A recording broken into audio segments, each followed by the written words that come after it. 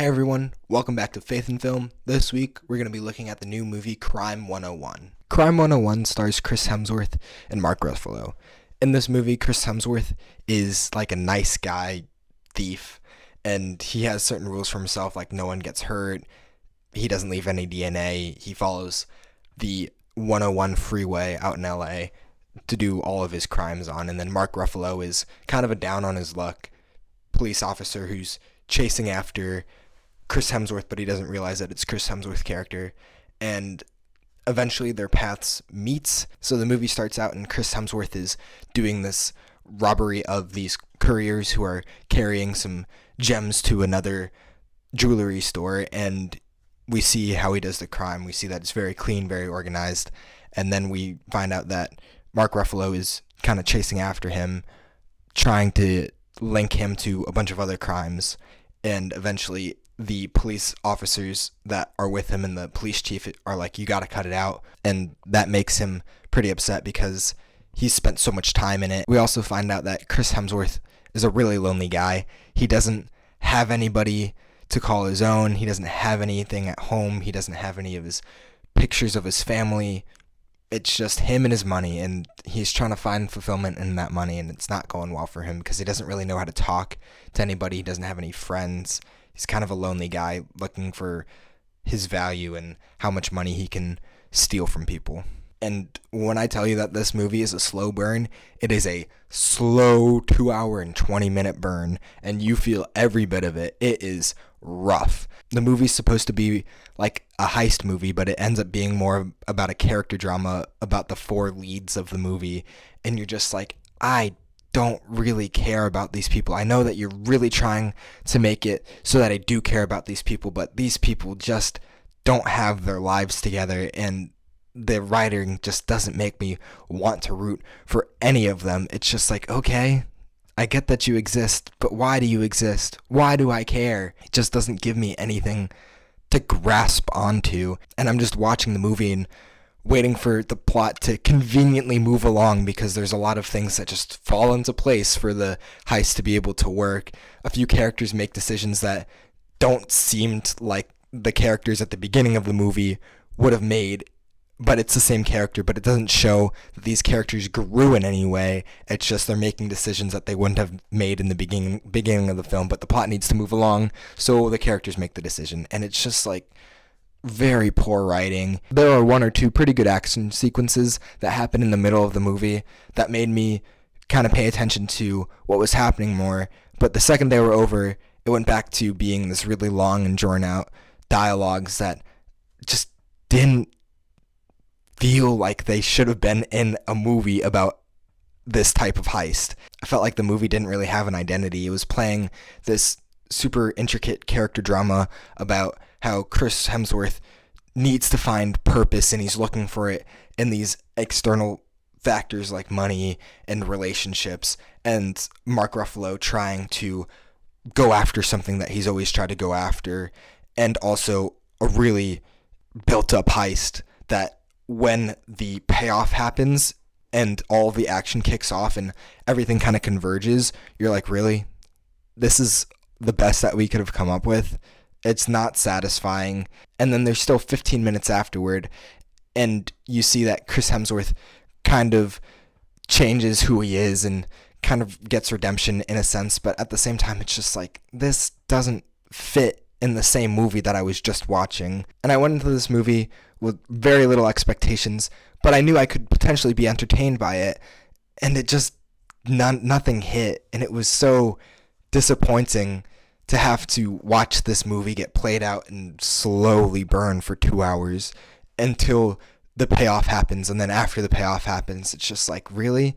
That was it? And now I have to sit through more of this movie? This movie really could have benefited from getting 45 minutes cut off and having the heart of the movie, which was this romance that Chris Hemsworth character has, completely cut out, because it did nothing for the plot other than show that he doesn't have anything to look forward to. He's just trying to get more money, but we could have been told this in an easier way by the writer's just saying, yeah, he goes after these heists because he's just looking for the next hit. He's just looking for more money. And it would have served the same purpose. The story would have been slightly different because Chris Hemsworth is like, oh, I'll know when I have enough.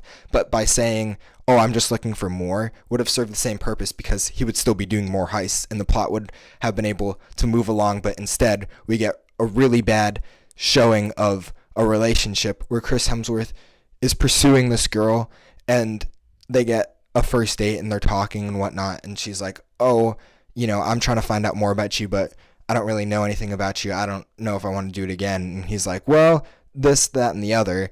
And then, long story short, they get a second date and it's over at his apartment. And then all of a sudden they're sleeping together and you're like, well, she doesn't even know who he is.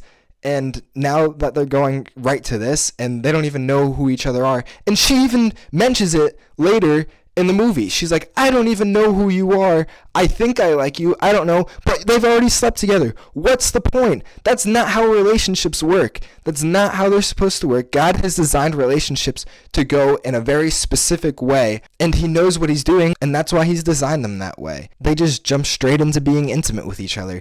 And they don't even know who each other are. But, oh, it's fine if I want to do it and you want to do it too. No, that's not how things are supposed to work. This movie fails to be entertaining, turns into a character drama when it's supposed to be a heist movie, and just doesn't have inspired writing. If you can look past those things, you'll enjoy the movie. But if you're a normal person and you can't, just don't watch it.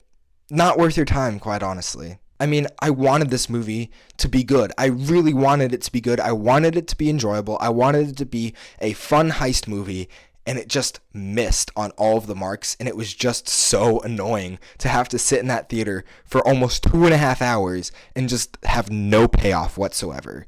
And, it could have been something that would have been so good. The cast is fantastic, and it's just like, why are we wasting our time with things that we don't care about? We just want it to be a heist, and it would have been such a cool premise that this guy goes and does these heists. He leaves no evidence. He doesn't hurt anybody. He respects the people, but he just wants the money, and let him get the money and get out and do another heist and then be pursued by the cop, and then the cop finds him, and then they have this battle of intellects or battle of wills or some sort of battle that's not the same that we got in the movie, but nope.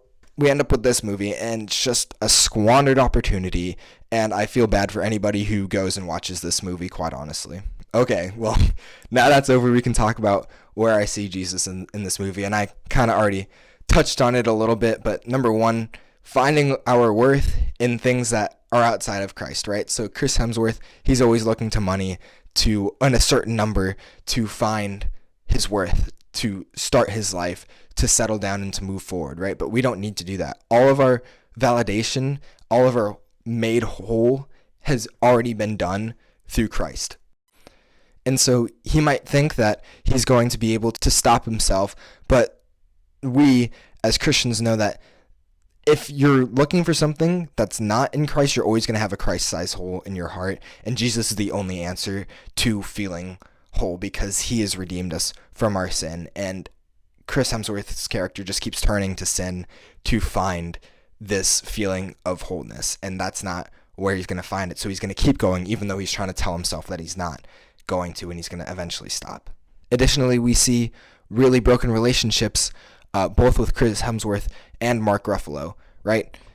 Chris Hemsworth is looking for this validation in this relationship, and Mark Ruffalo is going through a divorce because his wife just doesn't want to be with him anymore, and he's like, okay, whatever, and doesn't try to work it out. He's just like, okay, fine, you can leave. And obviously, this isn't how relationships are supposed to work as followers of Jesus. He's set things up entirely differently, and relationships that go in the way that God has designed for them to go are always going to be more fulfilling than the way that relationships work in the world. And I think a really big reason why Chris Hemsworth's character is looking for all of these things that will satisfy him is because he grew up in a really broken home. And they even make mention this in the movie that he grew up from chaos, so he's trying to make order for himself, right? And the order that he makes is always things that will pleasure himself, will pleasure his flesh, but will never pleasure or fully satisfy his soul, right? And the thing that will always satisfy our soul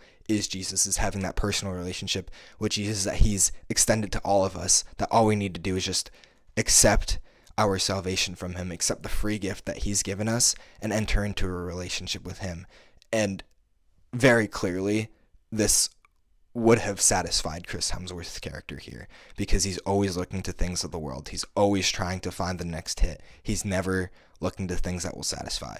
Okay, now on to that announcement that I have in the title. I'm going to be starting a new series on Monday, so you all will get 2 videos a week now.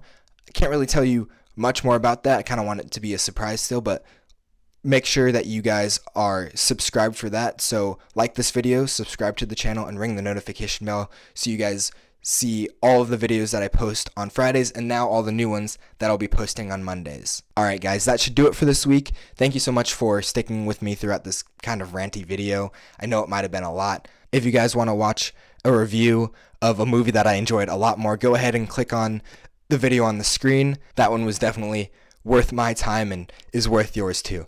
Alright guys, thank you so much for watching and for leaving all of the comments. Go ahead and drop down in the comment section your favorite heist movie. I can guarantee you it was better than whatever this was. Alright guys, have a great day. See ya.